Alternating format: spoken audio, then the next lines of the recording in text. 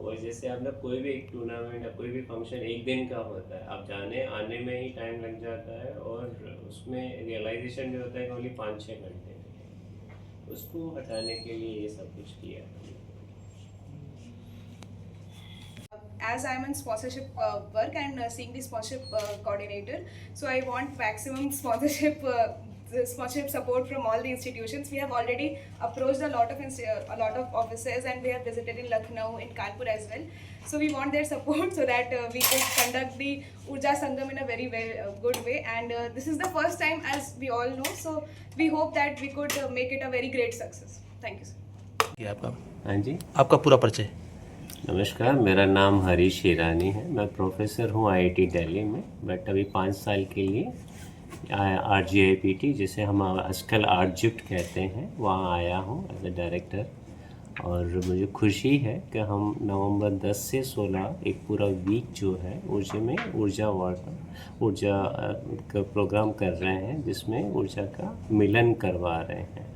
उसमें बहुत सारे इवेंट्स हैं, जैसे स्पोर्ट्स का इवेंट है, उसमें साथ में टेक्निकल इवेंट है, एंटरप्रेन्योर्स बताते हैं, उसमें सोसाइटी के लिए भी बना रहे हैं। और इसमें जो पूरा प्रोग्राम मिला के कर रहे हैं 7 दिन का, ताकि सारे लोग एक दूसरे से सीखें। इसलिए इस का नाम हमने ऊर्जा वार्ता रखा है, ऊर्जा संगम रखा है। ऊर्जा वार्ता एक अलग है, ऊर्जा संगम रखा है इसमें। और ऊर्जा संगम से मतलब हम सारी एनर्जीज़ को एक साथ मिक्सचर करके बनाना चाहते हैं। जैसे मैं स्पोर्ट्स में अच्छा हूँ, लेकिन कल्चरल में अच्छा नहीं हूँ, बट अगर मुझे दिखे और ज़्यादा कल्चरल प्रोग्राम हो तो मैं उसमें भी इंटरेस्ट ले सकता हूँ। इस पॉइंट्स को लेके ही ये सारा संगम किया गया कि एक साथ सारे बच्चे आए, 7 दिन बहुत अच्छा उनका रहे। क्योंकि हम जो पढ़ाते हैं तो बहुत टाइम तक पढ़ाते रहते हैं, और सबसे ये अच्छा मालूम होता है कि केवल पढ़ाई से ही सारा डेवलपमेंट नहीं होता, हमें दूसरे काम करना चाहिए ताकि उसका माइंड फ्री रहे। उस पॉइंट से ये रखा है कि 7 दिन एक साथ अगर फ्री रहेंगे उनका दिमाग और सीखेंगे, उसे एक इंस्पिरेशन भी मिलेगी, और हर दिन 1-2 घंटा एक निकाल के इसके पे ही रख सकते हैं। और कंपटीशन इतनी अच्छी करवाना चाहते हैं ताकि लोगों में ज़्यादा मोटिवेशन मिले, फ्यूचर में इस डायरेक्शन में जाएं। क्योंकि इन दिनों में हम लोगों ने देखा है कि मोस्टली लोग बच्चे जो हैं वो मोबाइल पे ही बिज़ी रहते हैं, तो इसलिए सारी चीज़ें आउटडोर रखी हैं ताकि इससे ज़्यादा लर्न करें और इसमें उनको अच्छा हुनर हासिल हो और आगे बढ़ें।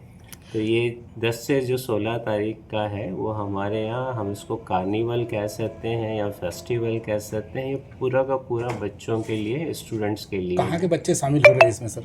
इसमें हमारे यहाँ के बच्चे हैं, आसपास के जितने भी क्लासेस के में इवन 9 to 12 वाले बच्चे भी पार्टिसिपेट कर सकते हैं। टेक्निकल एजुकेशंस के भी पार्टिसिपेट कर सकते हैं। कोई MBBS कर रहे हैं वो भी आके पार्टिसिपेट कर सकते हैं यहाँ पे।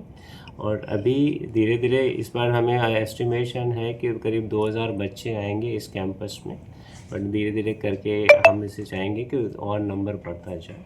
तो हम लोगों के यहाँ हॉस्टल्स भी अभी अच्छे हैं, स्पोर्ट्स ग्राउंड भी अच्छे हो गए हैं, और स्लोली चाहेंगे कि इसमें और ज़्यादा इजाफा हो।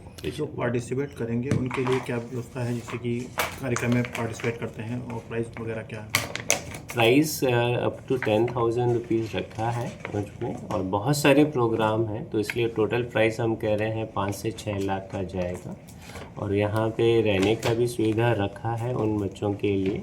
और ज़्यादा जो जब अभी ग्राउंड्स हैं उनका भी अच्छी तरह से प्रिपरेशन किया गया है। RGI PTI जायज़ के अलावा भी कौन कौन सी संस्थाएं शामिल हैं इस प्रोग्राम में आपके? ये हमारे डीन वह बताएंगे ज़्यादा कि कौन कौन से हैं, बताओ।